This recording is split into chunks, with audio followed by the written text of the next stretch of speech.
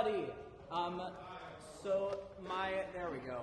My three friends will be passing out pages right now. Please take one page each. On October 13th, 1972, the psychoanalyst Jacques Lacan engaged in a dialogue with the 21-year-old student Jean-Louis Lippert while delivering a lecture at the Catholic Louvain University in Belgium.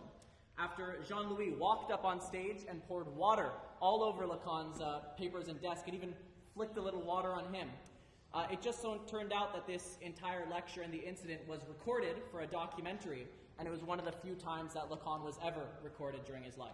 Coincidentally, also on October 13th, 1972, Uruguayan Air Force Flight 571 crashed into the Andes Mountains in Argentina. Of the 45 people aboard, 19 of which were of the All-Roman Catholic Old Christians Rugby Club, only 14 of them survived the 72 days that they spent in the mountains, during which time they were forced to eat the bodies to survive.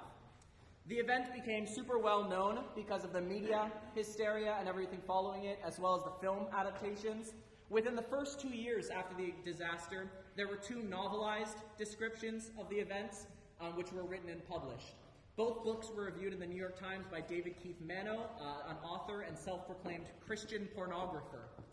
Also, on October 13th, but this time in 1917, 55 years earlier, tens of thousands of individuals in Fatima, Portugal, experienced collective visions of the sun zigzagging in the sky, moving towards the earth, emitting colored lights, and instantly drying the wet and muddy ground and clothes. They also reported seeing the Virgin Mary herself. The vision was foretold by 3 shepherd children the year before, who reported visions of an angel and the Virgin Mary, who promised the miracle to them. The events were documented in the book The True Story of Fatima. The text of this piece was taken from these 3 sources: the lecture transcript, the New York Times reviews, and this book. Each of these pages use this text to offer various perspectives of Jesus' crucifixion. You can see at the top right corner of the sheet that you have who you're performing as in my mystery play. All the text is from events on October 13th, performed on April 13th, 6 months apart. And it's just 2 Fridays after Good Friday, which is the crucifixion anniversary. Each page has a series of simple instructions on it. The instructions are broken up into distinct moments, each separated by the lines. Each line, you can just take a break in between each of them, take your own time, move as you wish. But once the piece begins, you're invited to perform each of these moments in order, whenever you like, whenever you feel the urge, go through and perform each of the simple ones. You can pause as long as you like in between each of these moments.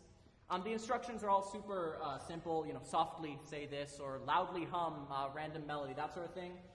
No worries if you're not a singer or performer or anything like that. Please it doesn't really matter. Just do join in, or just sit back and listen for a while. It's all good.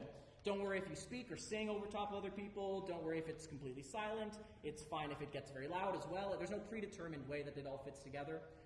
My 3 friends up here and I will be assuming the roles of the 4 Roman soldiers who did the crucifixion. For this reason, I ask you don't come on stage, but if you want to walk around or, that's totally fine. I'll mark the end of the piece. Through that megaphone, I'll go up to it and say, surely he was the Son of God, which was what one of the soldiers said when Jesus died, and there was apparently a huge earthquake, and the Roman soldier was so moved that he instantly became a believer. Only when I speak through the megaphone, though, will the piece be done, and then we'll bow and it'll be over. There's certainly no pressure to, but if you want, join in the sound, read in order on the page. The instructions are all there. If you follow them through at your own pace, in your own way, you can quite literally do no wrong in my eyes and ears. The more the merrier. Well then, without ado, I will use the siren of this nifty megaphone to designate the start of the piece, and then let's get it started.